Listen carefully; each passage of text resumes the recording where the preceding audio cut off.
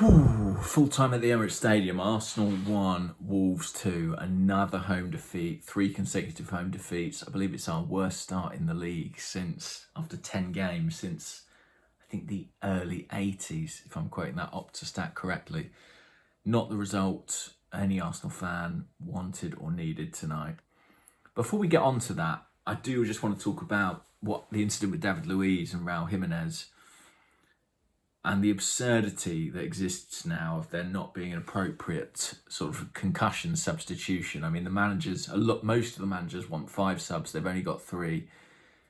That explains maybe the reticence to withdraw David Luiz unless they're absolutely certain that he can't play on.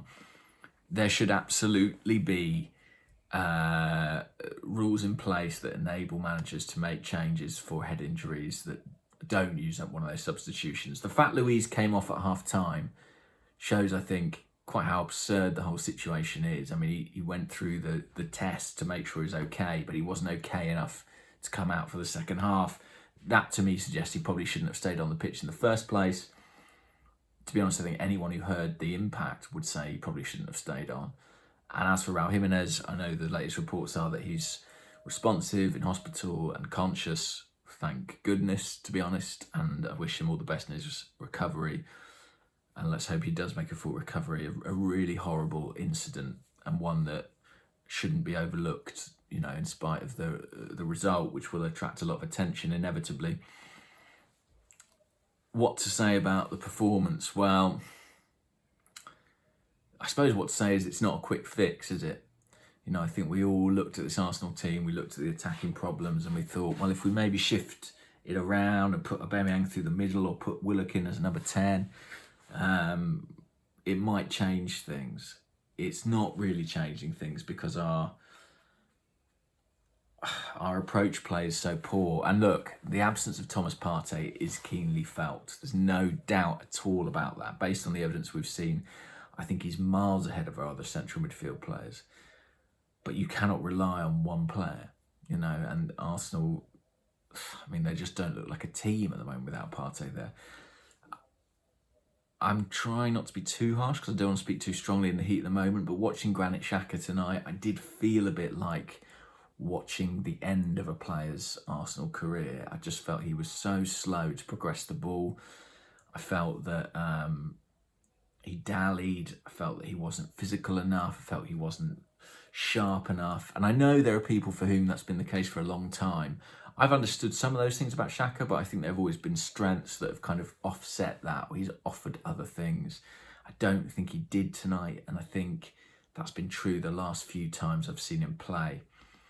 I'm not sure on this evidence that he has a long-term future at Arsenal. I do wonder if we might be watching his final season at the club.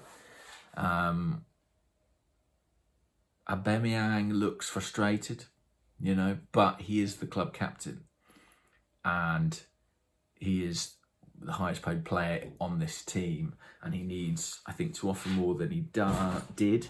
I don't think he challenged for some of those crosses with as much vigour as I would like, There was one header, particularly in the second half, which was very half-hearted.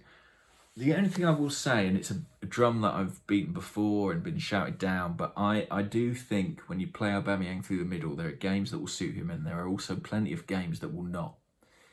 And he's not someone who relishes defenders rapping into his heels or being surrounded by multiple markers. He is someone who relishes attacking space.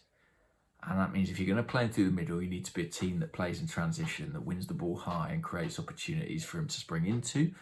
Or you need to play him wide where he can make runs and be tracked less easily. That's my opinion. We don't play in a way that suits playing Aubameyang centrally, and that's why I've always thought it wouldn't be a silver bullet. It wouldn't be a panacea. There's still so many other issues.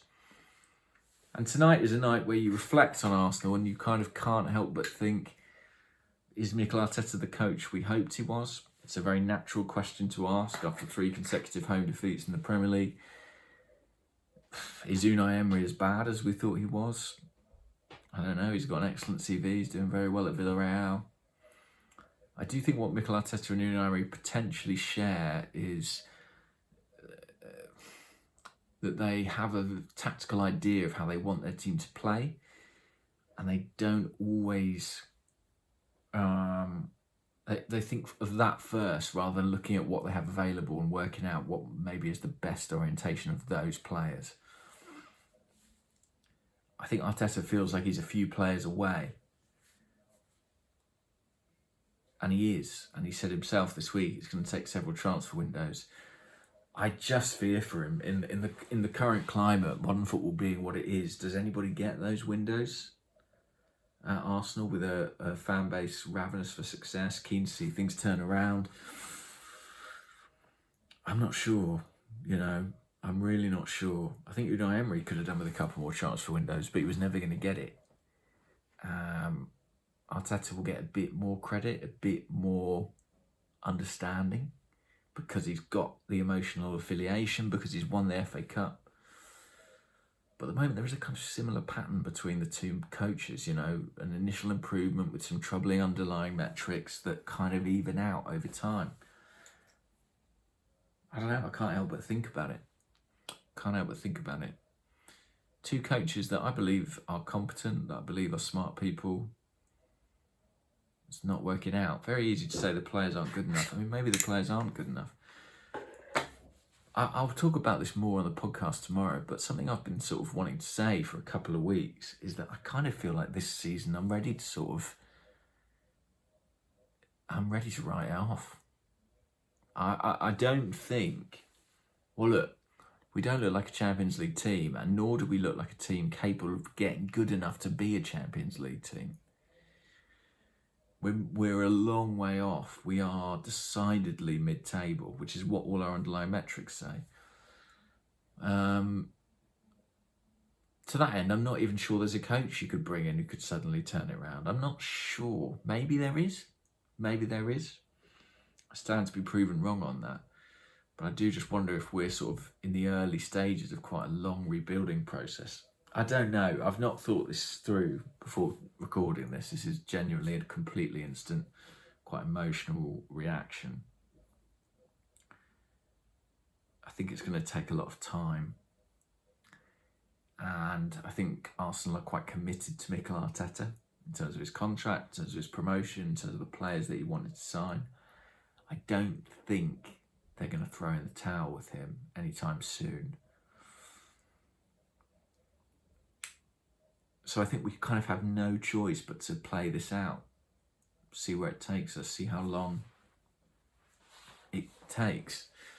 I don't think it's going to be this season, though. It really, really does not look like it.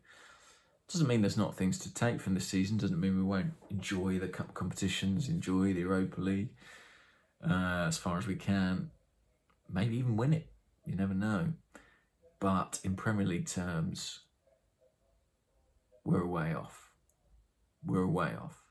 And it's a gap so substantial, I don't think we're going to close it between now and May. I'll leave it there, and I'll speak to you all soon. Bye-bye.